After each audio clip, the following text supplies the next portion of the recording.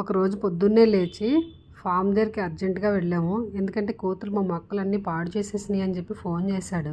తీరా అక్కడికి వెళ్ళి చూస్తే కోతులే కాదు, ఎలకలు కూడా బాగా పాడు చేసేసాయి మొత్తం రూమ్ అంతాని. అదంతా క్లీన్ చేసుకోవడానికే వెళ్ళినట్టు అయ్యింది నాకు. ఇప్పుడు కొన్ని మొక్కలను చూపిస్తాను చూడండి. మొత్తం మొక్కలన్నీ తినేసాయి. మొక్కలు చూడండి ఎన్ని కాయలు ఉండేవో, అసలు ఒక్క కాయ లేకుండా మొత్తం కట్ చేసి కొమ్మలు కూడా ఇరిచేసి పాడు చేసి పడేసి దాంట్లో సగం కాయలు మొత్తం కోసుకెళ్ళిపోయినాయి. చిన్న చిన్న పిందెలు లాంటివి వదిలేసినాయి.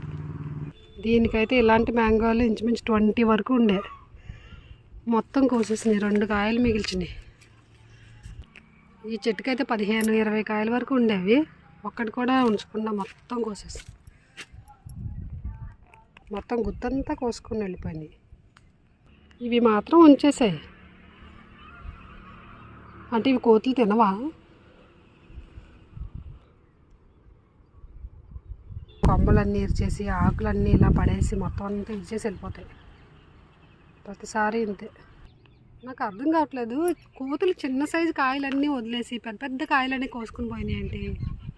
ఇలా ఎదురుగా కనిపిస్తున్న కాయలు కూడా వదిలేసాయి, కానీ ఆ చెట్టు కాయలే తినేసాయి. మరి చెట్టుకి కట్టిన బాటిల్స్ కూడా కట్ చేసి పడేసినాయి, కానీ బాగా పోత వచ్చింది.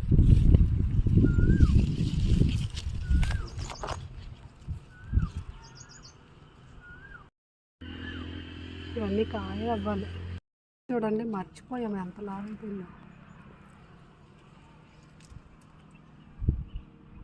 ఈ వాకాయ చెట్టు అయితే మొత్తం చెట్టు అంతా కాయ చూడండి. మొన్నటికి ఇప్పటికీ అంత డిఫరెన్స్. మా వాకాయ చెట్టు విపరీతమైన కాపు కాసింది. కోతులు ఇవి కూడా ముట్టుకోవేమో.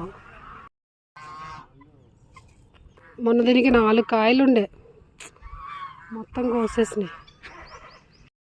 చెట్టు కూడా వచ్చేసింది. ఈ కోతులు బీభత్సం మామూలుగా చేయట్లేదు. నేను వచ్చిన దగ్గర నుంచి నీళ్ళు పెట్టలేదని నీళ్ళు పెడుతూనే ఉంటారు మొక్కలన్నిటికీ.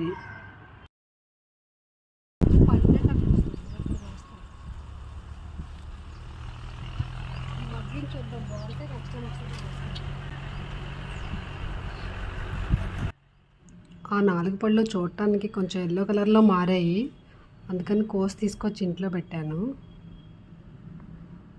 ఈ కోతుల బారి నుంచి ఫామ్ని కాపాడుకునే మార్గాలు ఏమైనా ఉంటే చెప్పండి. వీటి వల్ల రైతులు ఎంత ఇబ్బంది పడుతున్నారో కదా.